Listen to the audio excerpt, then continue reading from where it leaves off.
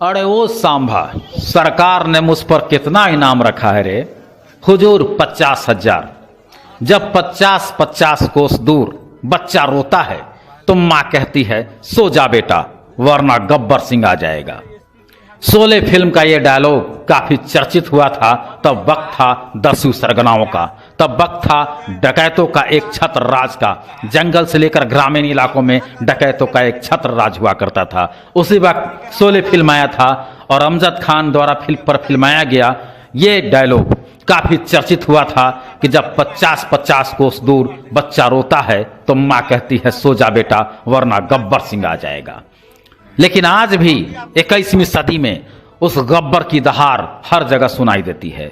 जंगल छोड़िए, ग्रामीण इलाका छोड़िए, शहरों में आइए, पुलिस प्रशासन, थाना, एसएसबी के निकट आइए, कहीं भी गब्बर की दहाड़ आज भी सुनाई देती है। और गब्बर की दहाड़ ही नहीं, गब्बर के बंदूक से निकली हुई गोली से आसमान थर्राता है। गब्बर के सदस्यों से डकैत गिरोह के द्वारा फोड़े गए बम से इलाका कांपता है। आज भी गब्बर का दहशत है। ठंडा के वक्त, जाड़े का वक्त आते ही, प्रारंभ होते ही गब्बर की आवाज, गब्बर की दहाड़ और गब्बर के बम विस्फोट, किए गए बम से धुआं, जलजला, तूफान, ये सब लोगों के जनमानस में ऐसा बैठता है कि लोगों की रातों की नींद उड़ जाती है। दिन में अपराधियों ने नींद उड़ा रखा है और रात में डकैतों ने नींद उड़ा रखा है। लगातार 2 डकैती 11 नवंबर की रात सोनबरसा के कपड़ा व्यवसायी महेश महतो के घर पर कस्टम कार्यालय के अधिकारियों, कस्टम कार्यालय के जवानों को घर में, कार्यालय में दुबकने पर विवश करते हुए अपराधियों ने तबातोड़ बम विस्फोट करते हुए, फायरिंग करते हुए घर में डकैती का प्रयास किया था। लेकिन एसएसबी के दिलेर सहायक कमांडेंट भोलानाथ यादव, दिलेर इंस्पेक्टर रोहित यादव सहित कई लोगों ने उस डकैती की घटना को ना उम्मीदी में भर दिया था। डकैत असफल हो गए थे और एसएसबी जवान के बूटों की धमक से नेपाल की ओर भागने पर मजबूर हो गए थे। यह अलग बात है कि एसएसबी ने यह दिलेरी दिखलाया था, लेकिन जो घटना घटी है थाना के चंद कदम की दूरी पर, सोनबरसा थाना का ही पड़ोसी थाना है बेला थाना क्षेत्र। चंद किलोमीटर की दूरी पर बेला थाना क्षेत्र के एक गांव में, खैरवा गांव में डकैतों ने बम फोड़ते हुए गिरिस्वामी को, लोगों को बंधक बना लिया और लाखों रुपए की संपत्ति को लूट लिया है। डकैतों का ऐसा तांडव हुआ है कि काफी देर तक, करीब 1 घंटे तक डकैतों ने वहां मनमर्जी की, बंधक बनाया, गिरिस्वामी पर हमला किया, उसे जख्मी कर दिया और मनमाफिक अपनी संपत्ति जो भी है, दूसरे की संपत्ति को अपनी संपत्ति सोच करके, समझ करके डकैत लूट करके ले गए। पुलिस प्रशासन मुंह ताकती रह गई। सोनबरसा में भी पुलिस के अधिकारी आए थे, सोनबरसा में भी जांच चली है। हर बार, इससे पहले भी दर्जनों डकैती हुई है, हर बार पुलिस प्रशासन का दावा होता है कि डकैतों को पकड़ लेंगे। एसएसबी का खोजी कुत्ता आता है, स्वान दस्ता सीमा पर जाकर के लाचार हो जाता है, भैया ये तो नेपाल चला गया डकैत।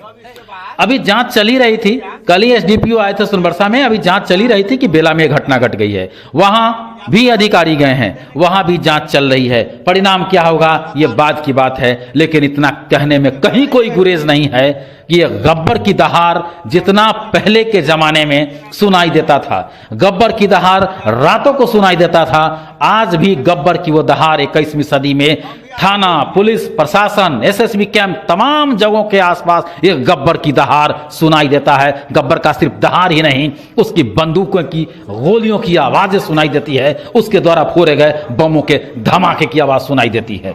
गब्बर आज भी जिंदा है, गब्बर की दहाड़ आज भी गूंजता है और पुलिस प्रशासन उसके सामने विवश और लाचार खड़ा है। लोगों की रातों की नींद उड़ी है, दिन में अपराधियों ने नींद उड़ा रखा है लगातार हत्या करके। दिन हो रात हो, सीतामढ़ी जिला के, फिर पुलिस प्रशासन को बुरा लगेगा, लेकिन इतना जरूर कहूंगा कि सीतामढ़ी जिला के पुलिस प्रशासन अपराध से लेकर, डकैती से लेकर के जितने भी वारदात होते हैं उसे रोकने में असफल है, बिल्कुल असफल हैं। और फिर से ठंडे के वक्त में यह गब्बर का दहाड़ सुनाई देने लगा है। दिन में अपराधियों की गोली की तरतराहट से गूंजता है आसमान, तो रात को गब्बर की दहाड़ से, गब्बर की गोलियों से, गब्बर के बमों से थर्राता है आसमान।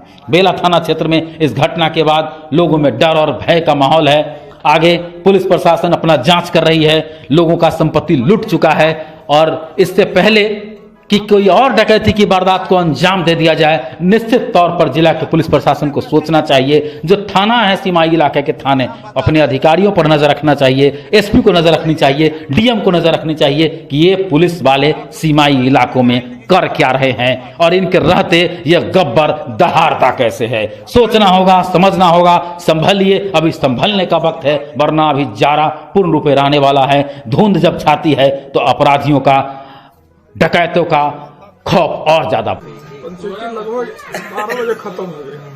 हम लोग 8-10 आदमी बैठे थे।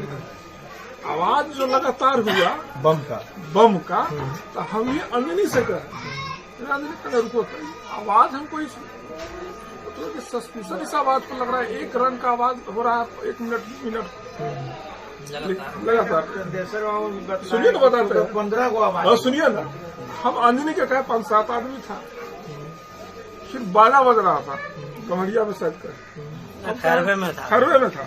हम कहे कि आवाज है लेकिन फिर दिवाली है। हम कहे लेकिन आवाज एक रंग का, 12 और 12:15 12 12:30 हम जगह अपने दरबार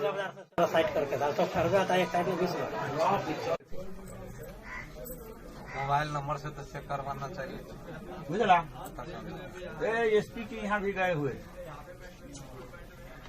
तब इसके बाद वो फोन किया तो हम कहते, तो वो कहा, तब हम उसको कहा कि आप कहाँ कहते पैसा देने के लिए। तो ठीक है हम बता रहे हैं। बताइएगा क्या, तो आपको इतना पैसा देना है, नहीं दीजिएगा तो हम गोली मार देंगे। तो हम कहिए आप ही के पास गोली है, हम कहाँ से पैसा देंगे, हम भी आपको गोली मार देंगे। उसको हम कहा उसी जगह। उसके बाद बात खत्म हो।